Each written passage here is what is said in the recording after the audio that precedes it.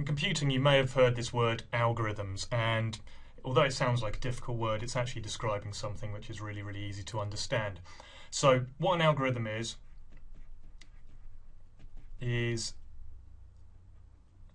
a sequence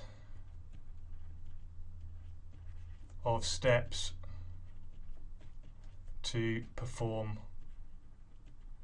a task. And what this means, so let's say that in a recipe book we have all the ingredients we need and then we have the method underneath it. And the method tells you step by step how to make that recipe. Exactly the same way for an algorithm's like your recipe. And so it's like the method in a recipe.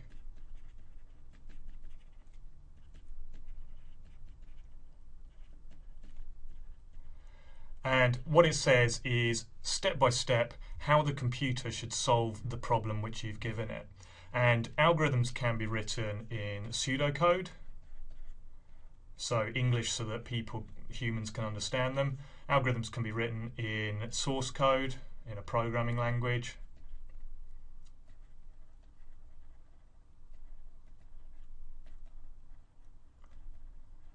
Or they can be written in diagrams, in particular flowcharts. And so if we look back at what we've been looking at before, so this here where we added two numbers and we had a flowchart to do that and we had some pseudocode to do that, these are describing the algorithm. So these are algorithms to add two numbers together. Take the two numbers, add them together, put them into a result, print on the screen. That's an algorithm for adding two numbers. Or here, we have an algorithm here which takes in two numbers, finds the bigger of the two and prints the bigger of the two on the screen. So that's an algorithm to find the bigger of two numbers and put it on the screen. And this one here, we've got one algorithm over here which is the algorithm to find the average of two numbers, and we've got an algorithm here which reads in two numbers, finds the average and puts the average on the screen. So all of these are algorithms.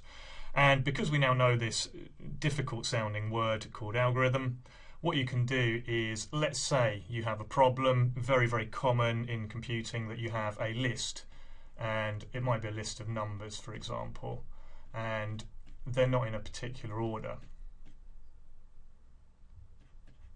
So your list may look like this, and that's your list of numbers.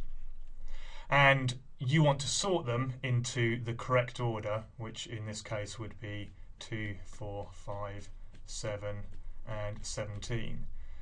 Now, all you'd have to do is look up what is the algorithm to sort a load of numbers, and someone else will have written, and in fact there's probably tens of algorithms that do this. Some are clever, some are very simple to program, and you just look up, I want an algorithm that sorts, and on Google or whichever search engine, or indeed you can buy books on it, it will show you step by step the algorithm in order to sort that data.